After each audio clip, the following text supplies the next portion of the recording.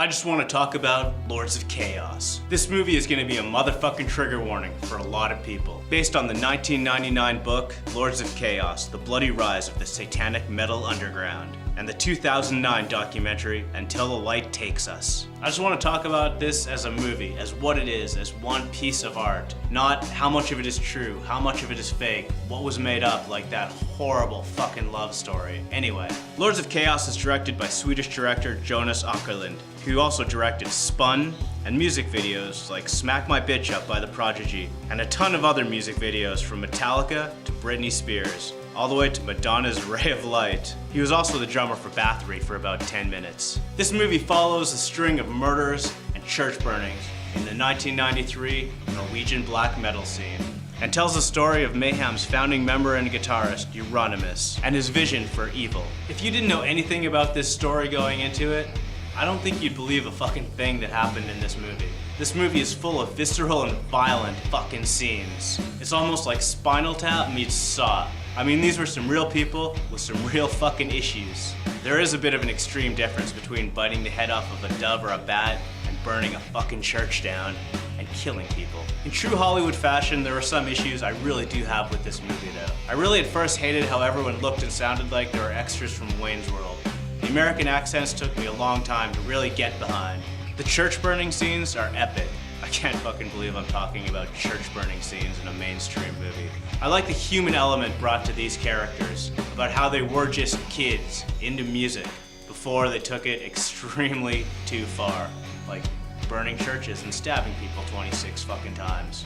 I really dug the grittiness of this flick. At times it almost felt like you were watching a home video, an extremely fucked up and deranged borderline snuff home video, but a home video nonetheless.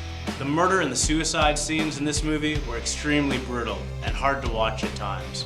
I really appreciated how they just kept the camera on it without turning it away. It brought some realism to such a surreal situation. The scene with Mayhem's first performance with dead singing, bloody, and evil. At times the movie does come across as very American and very cheesy. Stop making love stories for no fucking reason. I think this movie is going to be extremely divisive amongst the mainstream and the metal fans. I wonder what Varg thinks. Oh, wait a minute. He's already said. This is a movie that is definitely going to leave you feeling a little bit fucked up. It's not the feel-good movie of the year.